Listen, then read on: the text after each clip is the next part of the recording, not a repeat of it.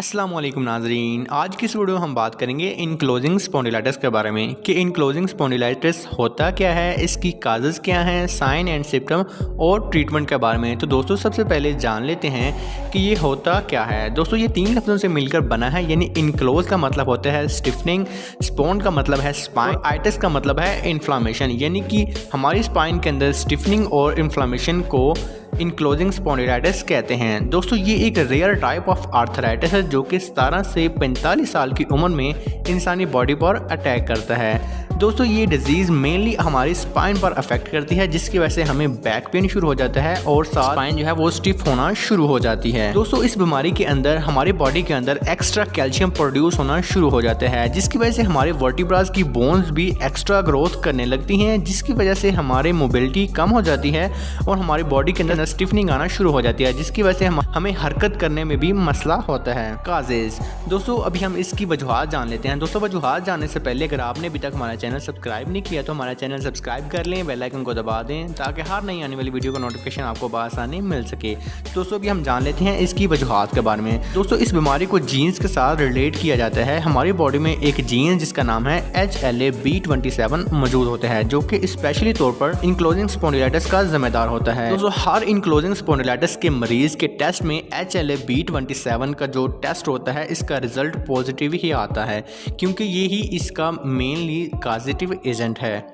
Sign and symptom दोस्तों अभी हम आ जाते हैं इसकी अलामात के ऊपर। दोस्तों इस बीमारी में हमें अक्सर कमर में दर्द रहता है, कमर अकड़ी हुई रहती है और ये दर्द कमर से निकलकर हमारी बटक्स और बैक थाई में भी जाने लगता है। हमारी बॉडी के मुख्तलिफ हिस्सों में स्वेलिंग होना शुरू हो जाते हैं, क्योंकि बॉडी के अंदर जब इन्फ्लामेशन रहेगी तो उसकी वजह से हमारी बॉडी के अंदर फिर स्वेलिंग और स्टिफनिंग होना शुरू हो जाती है। दोस्तों अगर आपको लंबे अरसे तक इनक्लोजिंग स्पॉन्डिलाइटिस है तो इससे आपकी बोन इजीली फ्यूज हो सकती हैं, जिसकी वजह से आपको बार बार फ्रैक्चर हो जाता है। तो इनक्लोजिंग स्पॉन्डिलाइटिस की वजह से जिसमें हड्डियां जो हैं वो बिल्कुल नरम और बुरबुरी हो जाती हैं, जिसकी वजह से हमें कभी भी हल्की सी चोट पर भी फ्रैक्चर हो जाता है।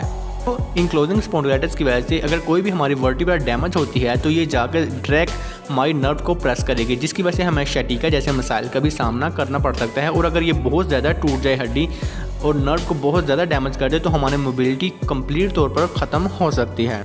डायग्नोज दोस्तों इनक्लोजिंग स्पॉन्डिलाइटिस को डायग्नोज करने के लिए मुख्तलिफ किस्म के ब्लड टेस्ट मसलन CRP, ESR और HLA-B27 करवाते हैं। दोस्तों ESR और CRP बॉडी में मौजूद मुख्तलिफ किस्म के इन्फेक्शंस को देखने के लिए करवाए जाते हैं। इनक्लोजिंग स्पॉन्डिलाइटिस को ख़ास तौर पर डायग्नोज करने के लिए इसका स्पेसिफिक टेस्ट होता है जिसे HLA-B27 कहते हैं। दोस्तों इस टेस्ट से मुकम्मल तौर पर तशख़ीस की जा सकती है कि मरीज़ को इनक्लोजिंग स्पॉन्डिलाइटिस है या नहीं। इसके अलावा मुख्तलिफ किस्म के एक्सरेज और MRI वगैरह से वर्टिब्रा चेंजेस का पता चलता है, जिनसे भी इनक्लोजिंग स्पॉन्डिलाइटिस को डायग्नोज किया जा सकता है। ट्रीटमेंट दोस्तों इनक्लोजिंग स्पॉन्डिलाइटिस को ट्रीट करने से पहले बॉडी के अंदर मौजूद इन्फ्लामेशन को कंट्रोल किया जाता है। इसको कंट्रोल करने के लिए टैबलेट NSAID दी जाती है, जो कि बॉडी से इन्फ्लामेशन और स्वेलिंग को कम करती है। इसके साथ मरीज़ को मुख्तलिफ किस्म की सर्टेन मेडिकेशन एडवाइस की जाती हैं, जिनमें पेन किलर्स वगैरह शामिल होती हैं। दोस्तों ये पेन किलर लंबे अरसे तक मरीज़ को खाने पड़ते हैं, जिनमें टैबलेट सेल्बैक्स हो गई, न्यूब्रल फोर्ट हो गई, टैबलेट मोवेक्स और टैबलेट डेक्लोरान वगैरह शामिल हैं। इसके बाद अगर इनसे भी पेशेंट को आराम नहीं आता तो इसके बाद मरीज़ को मुख्तलिफ किस्म की स्टेरॉयड और फिजियोथेरापी और मुख्तलिफ किस्म की बायोलॉजिकल ट्रीटमेंट दी जाती हैं, जिनसे मरीज़ जल्द अज जल्द रिकवर हो जाता है।